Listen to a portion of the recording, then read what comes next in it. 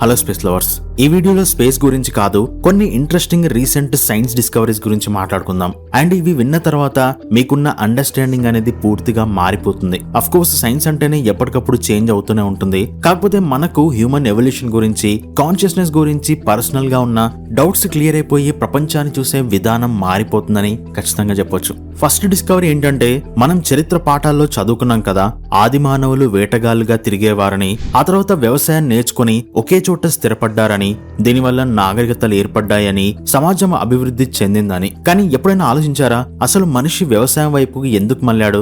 అంత కష్టపడి పొలం దున్నడం, విత్తనాలు నాటడం, నీళ్లు పెట్టడం, పంట కోయడం, ఇదంతా ఎందుకు చేశాడు? అండ్ చాలా కాలంగా మనందరికీ తెలిసిన ఒకే ఒక్క సమాధానం ఏంటంటే, ఆహారం కోసం. వేట దొరికినప్పుడు, కరువు వచ్చినప్పుడు ఆకలితో చనిపోకుండా ఉండడానికి మనిషి వ్యవసాయం మొదలు పెట్టాడని మన నమ్మకం. కానీ ఇటీవల జరిగిన కొన్ని పురావస్తు పరిశోధనలు ఈ నమ్మకాన్ని సవాల్ చేస్తున్నాయి. మానవ చరిత్రలో ఒక కీలకమైన మలుపుకు కారణం ఆహారం కాదు, బీర్ అని శాస్త్రవేత్తలు వాదిస్తున్నారు. బీర్ కోసమే మనిషి వ్యవసాయం చేయడం మొదలు పెట్టాడట.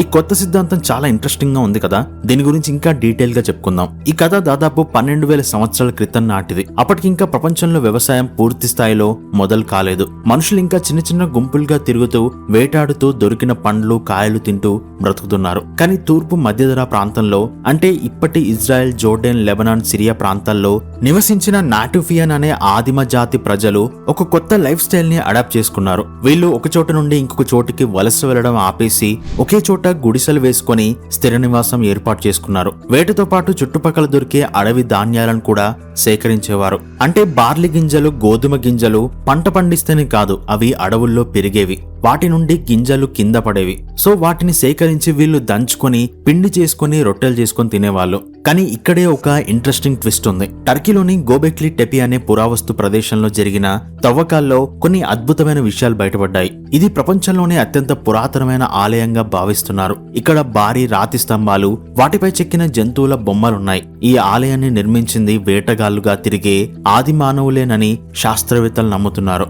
ఈ ఆలయ సమీపంలో పురావస్తు శాస్త్రవేత్తలు కొన్ని పెద్ద రాళ్లతో చేసిన ట్యాంకులను కనుక్కున్నారు. ఈ స్టోన్ ట్యాంక్ లో బీర్ తయారు చేసిన ఆనవాళ్లు లభించాయి. వీటిలో సుమారు 160 లీటర్ల బీర్ తయారయ్యేదని అంచనా. ఈ తొట్టి అడుగున కాల్షియం ఆక్సలేట్ అనే రసాయనం ఆనవాళ్లు దొరికాయి. ఇది బీర్ తయారీలో ఉపయోగించే ధాన్యం నుండి వస్తుంది. అయితే గోబెక్లీ టెపిలో బీర్ తయారీకి సంబంధించిన ఆనవాళ్లు లభించడం మానవ చరిత్ర గురించి మనకున్న అండర్స్టాండింగ్ ని పూర్తిగా మార్చేస్తుంది. అంటే అప్పటికింకా వ్యవసాయం మొదలు కాలేదు. అంటే ఈ బీర్ తయారు చేయడానికి అవసరమైన ధాన్యాన్ని వాళ్ళు అడవుల నుంచి సేకరించి తీసుకునేవాళ్ళు. ఇంత పెద్ద మొత్తంలో బీర్ తయారు చేయాలంటే చాలా ఎక్కువ ధాన్యం అవసరం. సో ఇక్కడే ఒక కీలకమైన ప్రశ్న తలెత్తుతుంది. ఆహారం కోసం కాకుండా బీర్ కోసం వాళ్ళు ఇంత కష్టపడి ధాన్యాన్ని ఎందుకు సేకరించారు? దీనికి సమాధానం, బీర్ కేవలం మత్తిచ్చే డ్రింక్ మాత్రమే కాదు. ఆదిమ సమాజాల్లో బీర్ కు చాలా ఇంపార్టెన్స్ ఉండేది. గోబెక్లీ టెపి వంటి ఆలయాలలో జరిగే పండుగలు, ఉత్సవాలలో బీర్ ప్రధాన పాత్ర పోషించేది. ఇది దేవతలకు నైవేద్యంగా అర్పించేవారు, లేదా అందరూ కలిసి తాగేవారు. ఇది సామాజిక బంధాలను బలోపేతం చేయడానికి, ఒకరికొకరు దగ్గర అవడానికి ఉపయోగపడేది. బీరు తాగడం వల్ల కలిగే మత్తు ఒక రకమైన ఆధ్యాత్మిక అనుభూతిని ఇస్తుందని ఆది మానవులు నమ్మేవారు. ఇది వాళ్ళని దేవుడికి దగ్గరగా చేస్తుందని భావించేవారు. ఆ కాలంలో నీరు అంత సురక్షితంగా ఉండేది కాదు. నీటిలో ప్రమాదకరమైన బ్యాక్టీరియా ఉండేది. కానీ బీర్ తయారీలో నీటిని మరిగిస్తారు కాబట్టి అది తాగడానికి సురక్షితంగా ఉండేది. అండ్ బీర్లో కొంత మొత్తంలో కార్బోహైడ్రేట్లు, విటమిన్లు ఉంటాయి. దీంతో వాళ్ళకి ఎక్స్ట్రా ఎనర్జీ వచ్చేది. సో బీర్ కి ఇంత ఇంపార్టెన్స్ ఉండడం వల్ల దాన్ని తయారు చేయడానికి అవసరమైన ధాన్యం కోసం డిమాండ్ పెరిగింది. అడవుల్లో దొరికే ధాన్యం సరిపోయేది కాదు. దాంతో వాళ్ళు ధాన్యాన్ని సొంతంగా పండించడం మొదలు పెట్టారు. ఇలా బీర్ కోసం వ్యవసాయం ప్రారంభమైందని శాస్త్రవేత్తల సిద్ధాంతం. ముందుగా వాళ్ళు అడవి ధాన్యాల విత్తనాలను తమ నివాసాల చుట్టూ చల్లేవారు. తర్వాత వాటిని జాగ్రత్తగా చూసుకొని పంట కోసేవారు. కాలక్రమేణా వాళ్ళు మంచి క్వాలిటీ ఉన్న ధాన్యాలను ఎంపిక చేసుకొని వాటిని పండించడం నేర్చుకున్నారు. ఇలా వ్యవసాయం క్రమంగా అభివృద్ధి చెందింది. అండ్ ఇదేదో ఫ్యాబ్రికేట్ చేసిన థియరీ కాదు. ఈ సిద్ధాంతానికి స్ట్రాంగ్ ఎవిడెన్స్ కూడా ఉంది. అదేంటంటే నాటుఫియన్ల దంతాలను పరిశీలించినప్పుడు వాళ్ళు ధాన్యాన్ని ఎక్కువగా తినేవారని తెలిసింది. వారి దంతాలపై ధాన్యాన్ని నమలడం వల్ల ఏర్పడిన అరుగుదల కనిపించింది. గోబెక్లీ టెపెతో పాటు ఇతర నాటుఫియన్ ప్రదేశాల్లో కూడా బీర్ తయారీకి ఉపయోగించే రాతి రోళ్లు, రోకళ్లు దొరికాయి. అండ్ వాళ్ళు ఎక్కువగా పండించింది కూడా కేవలం బీర్ తయారు చేయడానికి కావలసిన గోధుమలు, బార్లీ గింజలు మాత్రమే. అయితే ఈ బీర్ సిద్ధాంతాన్ని అందరూ ఒప్పుకోలేదు. కొంతమంది శాస్త్రవేత్తలు ఫుడ్ సెక్యూరిటీ కోసమే వ్యవసాయం మొదలైంది అని చెప్తారు. బీర్ అనేది దాని నుండి వచ్చిన ఒక బెనిఫిట్ మాత్రమే అంటున్నారు. అయితే బీర్ తయారీకి సంబంధించిన ఆధారాలు ఉన్నప్పటికీ అవి వ్యవసాయం బీర్ కోసమే మొదలైందని నిరూపించడానికి సరిపోవని కొందరు అంటున్నారు. ఏదేమైనా మానవ చరిత్రలో బీర్కు ఒక ప్రత్యేకమైన స్థానం ఉందనేది మాత్రం నిజం.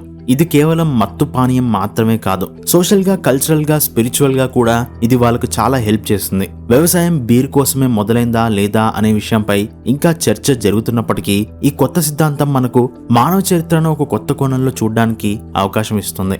ఎందుకంటే ఇప్పటికీ మన భారతదేశంలో ఉన్న మారుమూల ప్రాంతాల్లో కూడా ఏదో ఒక పండుగ పేరుతో జంతువులను బలిచ్చి మందు తాగుతూ ఊరంతా కలుస్తూ దాన్ని ఒక కల్చరల్ అండ్ సోషల్ ఈవెంట్ గా చేసుకుంటారు. ఇండియాలో మూలవాసులకు మాత్రమే కాదు, వేదిక్ కల్చర్ లో సోమరసానికి చాలా ఇంపార్టెన్స్ ఉన్నట్టు ఆర్కియలాజికల్ ఎవిడెన్స్ ఉంది. ఉత్తరప్రదేశ్ లోని సినోలిలో చేసిన తవ్వకాల్లో ఒక శవాన్ని పూడ్చిపెట్టేటప్పుడు దాని చుట్టూ సోమరసం అండ్ పాలు, నెయ్యితో కలిపిన అన్నం పెట్టినట్టు ఆధారాలున్నాయి. అండ్ ఇండియా మాత్రమే కాదు, 4000 సంవత్సరాల క్రితం సుమేరియన్లు బీర్ ని ఎలా తయారు చేసేవాళ్ళో దాని రెసిపీ ఇప్పటికీ ఉంది. అండ్ ప్రాచీన ఈజిప్టులో బీర్ ను లిక్విడ్ రూపంలో ఉన్న రొట్టెగా భావించేవాళ్ళు. అండ్ పిరమిడ్లు కట్టిన కూలీలకు బీర్ ను డబ్బుగా ఇచ్చేవారు. అలాగే యూరప్, మిడిల్ ఏజెస్ లో అక్కడ వాటర్ అంత సేఫ్ గా ఉండేది కాదు, అందుకే అక్కడ పిల్లలతో సహా అందరూ బీర్ ని తాగేవాళ్ళు. సో చరిత్ర ఎప్పుడూ ఆసక్తికరంగానే ఉంటుంది. మనం తెలుసుకునే కొద్దీ కొత్త విషయాలు బయటపడుతూనే ఉంటాయి. అండ్ నెక్స్ట్ డిస్కవరీలకు వెళ్తే మనం ఈ ప్రపంచాన్ని చూస్తున్నాం, దాని గురించి తెలుసుకుంటున్నాం అండ్ దాని గురించి ఆలోచిస్తున్నాం. అండ్ నేను ఇలా ఉంటాను, నాకు ఇవి నచ్చుతాయి, ఇవి నచ్చవు, ఇలా మన చుట్టూ ఉన్న ప్రపంచం గురించి మనకు తెలిసిన ఈ అనుభూతిని కాన్షియస్నెస్ అంటాం. మనం చూసేది, వినేది, తాకేది, ఆలోచించేది ఇదంతా కాన్షియస్నెస్ లో భాగమే. కానీ అసలు ఈ కాన్షియస్నెస్ ఎందుకు పరిణామం చెందింది, ఇది ఎలా మొదలైంది, ఇది కేవలం మనుషులకే ఉందా లేక ఇతర జీవులకు కూడా ఉందా, అంటే జంతువులు కూడా ఆలోచిస్తాయా లేక మనం మాత్రమే ఈ అనుభూతిని ఫీల్ అవుతున్నామా?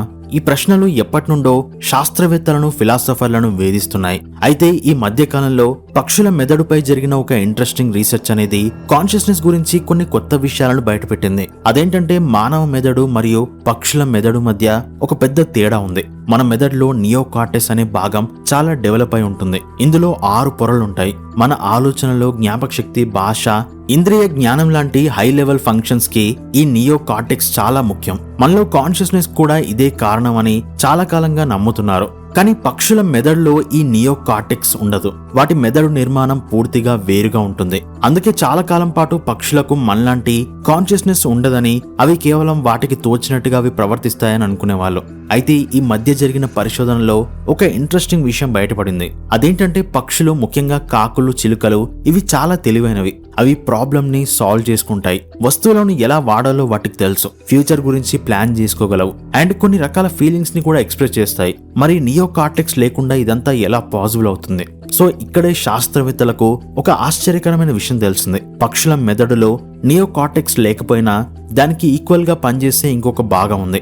అదే డార్సల్ వెంట్రిక్యులర్ రిడ్జ్ అంటే DVR. ఇది మన నియోకార్టెక్స్ లాగే చాలా కాంప్లెక్స్ నర్వస్ సిస్టమ్ తో ఉంటుంది. మన మెదడులో నియోకార్టెక్స్ ఎలాగైతే 6 పొరలుగా ఉంటుందో పక్షుల మెదడులో ఈ DVR కూడా అలాగే పొరలుగా అమరి ఉంటుంది. ఇది కూడా మన మెదడులోని న్యూరాన్ల లాగే సమాచారాన్ని ప్రాసెస్ చేస్తుంది. సో ఈ రీసెర్చ్ మనకు కొత్త విషయాన్ని చెప్తున్నాయి. కాన్షియస్నెస్ అనేది కేవలం మానవ మెదడులోని నియోకార్టెక్స్ కు మాత్రమే పరిమితం కాదని, వివిధ రకాల మెదడు నిర్మాణాల ద్వారా కూడా ఇది సాధ్యమవుతుందని, అంటే కాన్షియస్నెస్ పుట్టడానికి ఒకే మార్గం లేదు, ఇది ఎలా అయినా ఎక్కడైనా పుట్టే ఛాన్స్ ఉందని తెలుస్తుంది. అయితే ఈ రీసెర్చ్ లో మనకు కాన్షియస్నెస్ గురించి ఇంకా సమాధానం దొరకని ప్రశ్నలున్నాయి. అంటే పక్షులు మనలాగే అనుభూతి చెందుతాయా?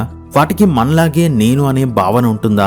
వాటికి కలలు వస్తాయా? ఈ ప్రశ్నలకు సమాధానాలు ఇంకా వెతకాల్సి ఉంది. కానీ ఒక్కటి మాత్రం స్పష్టంగా తెలుస్తోంది. కాన్షియస్నెస్ అనేది మనం అనుకున్న దానికంటే చాలా ఎక్స్టెన్సివ్ అండ్ కాంప్లెక్స్. అండ్ ఇది కేవలం మనుషులకు మాత్రమే లేదు. మన చుట్టూ ఉన్న అనేక జీవుల్లో ఇది ఏదో ఒక రూపంలో ఉండొచ్చు. అండ్ రాళ్లకు కూడా కాన్షియస్నెస్ ఉండొచ్చు. అండ్ నెక్స్ట్ డిస్కవరీ గురించి మాట్లాడుకుంటే, మనం మానవ చరిత్రలోనే అత్యంత గొప్ప ఆవిష్కరణలో ఒకటైన చక్రం గురించి మాట్లాడుకోవాలి. అదేంటి చక్రం గురించి కొత్తగా చెప్పుకునేదే ఉంది? అది ఎప్పుడో కొన్ని వేల సంవత్సరాల క్రితం మెసొపొటేమియాలో, అంటే ఇప్పటి ఇరాక్ ప్రాంతంలో ఎవరో తెలివైన వ్యక్తి కనిపెట్టాడని, ముందు కుండలు తయారు చేయడానికి వాడి ఆ తర్వాత ఎద్దుల బండ్లను వాడారని మనందరికీ తెలుసు కదా. చిన్నప్పుడు సోషల్ స్టడీస్ లో కూడా ఇదే చదువుకున్నామని మీరు అనుకోవచ్చు. కానీ ఇక్కడే ఒక పెద్ద ట్విస్ట్ ఉంది. మనం ఇన్నాళ్ళు నమ్మిన ఈ థియరీ మొత్తం తప్పు అని కొత్తగా జరిగిన పరిశోధనలు చెప్తున్నాయి. చక్రం ఎప్పుడు పుట్టింది, ఎక్కడ పుట్టింది, ఎలా పుట్టింది అనే విషయాలపై మనకున్న అండర్స్టాండింగ్ పూర్తిగా మారిపోయింది. ఇప్పుడు ఆ కొత్త నిజాలేంటో తెలుసుకుందాం. ఇన్నాళ్ళు హిస్టారియన్స్ ఏమనుకునేవారంటే సుమారు 5500 సంవత్సరాల క్రితం మెసొపొటేమియా నాగరికతలో చక్రం పుట్టిందని. అక్కడున్న టిగ్రిస్, యూఫ్రటిస్ నదుల మధ్య ఉన్న సారవంతమైన నేలల్లో వ్యవసాయం బాగా పెరగడం వల్ల అక్కడ ధాన్యం విపరీతంగా మిగిలిపోయేది. అప్పుడే వాటిని ఇంకొక ప్లేస్ కి ట్రాన్స్పోర్ట్ చేయడానికి ఈ చక్రాన్ని ఉపయోగించారని ఒక నమ్మకం ఉండేది. అంటే ఇది ఒకే చోట పుట్టి అక్కడి నుండి ప్రపంచానికి మొత్తం పాకిందని అనుకునేవారు.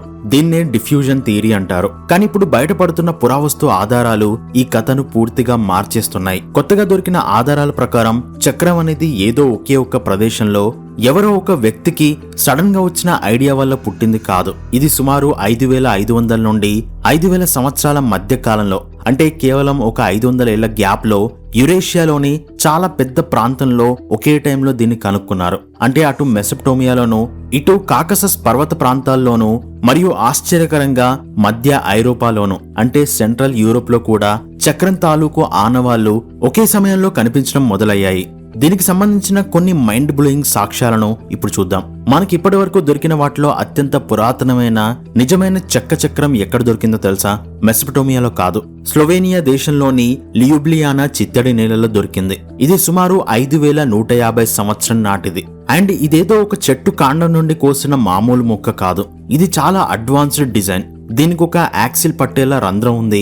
మరియు ఈ చక్రాన్ని తయారు చేయడానికి 2 వేర్వేరు రకాల చెక్కలను వాడారు. అంటే ఆ కాలానికే వాళ్లకు కార్పెంటరీలో, అంటే చెక్క పనిలో ఎంత అద్భుతమైన నైపుణ్యం ఉందో దీన్ని బట్టి అర్థం చేసుకోవచ్చు. అంత పర్ఫెక్ట్ గా డిజైన్ చేయకపోతే అది బరువును మోయలేదు కదా. సో ఇంకొక ముఖ్యమైన ఆధారం పోలాండ్ దేశంలో దొరికింది. అక్కడ దొరికిన బ్రోనసైజ్ స్పాట్ అనే ఒక మట్టి కుండ మీద సుమారు 5500 నాటి ఒక చిత్రం ఉంది. అందులో స్పష్టంగా 4 చక్రాలు కలిగిన ఒక బండిని గీయడం జరిగింది. అంటే మెసొపొటేమియాలో చక్రం వాడుకలకు వచ్చిందని మనం అనుకుంటున్న సమయానికే ఐరోపాలో కూడా 4 చక్రాల బండ్లు తిరుగుతున్నాయన్నమాట.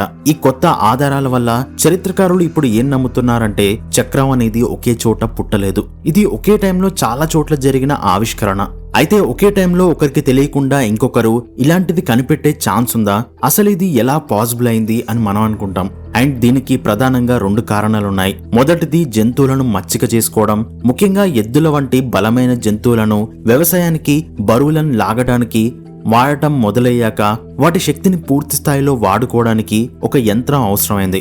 ఆ అవసరమే చక్రం ఆవిష్కరణకు దారితీసింది. కేవలం మనుషులు లాగడానికైతే చక్రాల బండ్లు పెద్దగా ఉపయోగపడవు. కానీ ఎద్దులొచ్చాక సీన్ మారిపోయింది. అందుకే ఎక్కడైతే పశుపోషణ ఎక్కువగా ఉందో అక్కడ ఈ చక్రాల బండ్ల వాడకం కూడా ఎక్కువగా కనిపించింది. అండ్ రెండో రీజన్ ఏంటంటే రాతి యుగంలో, అంటే రాళ్లను పనిముట్లుగా వాడుకుంటున్న టైంలో రాతి పనిముట్లతో చెక్కను కోసి చెక్కి ఒక పర్ఫెక్ట్ చక్రాన్ని, దానికి సరిపోయే యాక్సిల్ ని తయారు చేయడం చాలా కష్టం. కానీ ఎప్పుడైతే మనిషికి రాగిని కరిగించి లోహపు పనిముట్లు తయారు చేయడం తెలిసిందో అప్పుడు చెక్క పని చాలా ఈజీ అయింది. ఉలి, రంపం వంటి రాగి పనిముట్లతో చెక్కను కావాల్సిన ఆకారంలోకి మార్చడం వీలైంది. అందుకే రాగి యుగం మొదలైన కాలంలోనే చక్రం కూడా పుట్టుకొచ్చింది. ఇది కోఇన్సిడెన్స్ కాదు. అలాగే చక్రం అనేది రాత్రికి రాత్రి పుట్టిన ఐడియా కాదు. దీని వెనుక కొన్ని వందల వేల సంవత్సరాల పరిణామ క్రమం ఉంది. ఆదిమానవులు మొదట్లో పెద్ద పెద్ద బరువులను లేదా రాళ్లను లాగడానికి వాటి కింద గుండ్రటి చెక్క దుంగలను వాడేవారు. బరువును ముందుకు లాగుతూ వెనక వైపు నుండి వచ్చిన దుంగలను మళ్లీ తీసుకెళ్లి ముందు వైపు పెట్టేవారు. ఇది చాలా కష్టమైన పని. ఈ ప్రాసెస్ లో ఎవరో ఒక తెలివైన వ్యక్తికి వచ్చిన ఆలోచనే ఈ గుండ్రటి దుంగలను ఆ బరువు కిందే ఫిక్స్ చేస్తే ఎలా ఉంటుంది అని. అలా రోలర్ కాస్త యాక్సిల్ గా మారింది. ఆ ఇరుసు చివరన తిరిగేలా చక్రాలను అమర్చారు. ఇలా అంచెలంచెలుగా ఎన్నో ప్రయోగాలు, వైఫల్యాల తర్వాత మనం ఇప్పుడు చూస్తున్న చక్రం తయారైంది. సో దీన్ని బట్టి మనకు అర్థమయ్యేది ఏంటంటే చక్రం ఆవిష్కరణ అనేది మనం ఇన్నాళ్ళు అనుకున్నట్టు ఒక సింపుల్ స్టోరీ కాదు. ఇది మానవ నాగరికతలో జరిగిన ఒక అద్భుతమైన సాంకేతిక విప్లవం. ఇది యూరోప్ నుండి ఆసియా వరకు విస్తరించిన ఒక పెద్ద ప్రాంతంలో అక్కడి ప్రజల అవసరాలు, వారికి అందుబాటులోకి వచ్చిన కొత్త లోహపు పరిజ్ఞానం మరియు జంతు శక్తిని వాడుకునే క్రమంలో జరిగిన ఒక సమిష్టి కృషి ఫలితం. అండ్ ఇంకో విషయం గమనించారా, చరిత్ర ఎప్పుడు కాన్స్టెంట్ గా ఉండదు. కొత్త ఆధారాలు దొరికినప్పుడల్లా అది మారుతూనే ఉంటుంది అనడానికి చక్రం కథే ఒక పెద్ద ఉదాహరణ. సో దీని గురించి మీరేమనుకుంటున్నారు కింద కామెంట్లో చెప్పండి. అండ్ ఈ వీడియోలోని ఇన్ఫర్మేషన్ మీకు నచ్చితే తప్పకుండా లైక్ చేయడం మాత్రం అస్సలు మర్చిపోవద్దు, ఎందుకంటే చాలా మంది ఈ మధ్య లైక్ చేయడం మర్చిపోయారు. అండ్ కాంట్రవర్షియల్ వీడియోస్ కి ఇచ్చిన హైప్ మనలాంటి సైన్స్ వీడియోస్ కి రావు. అయినా సరే చాలా మంది మన వీడియోస్ కి హైప్ ఇస్తున్నారు. అలా హైప్ ఇచ్చిన వాళ్ళందరికీ thank you so much. And వీడియోని ఇంతవరకు చూసినందుకు థ్యాంక్ యూ సో మచ్. మరొక వీడియోతో మళ్ళీ కలుద్దాం.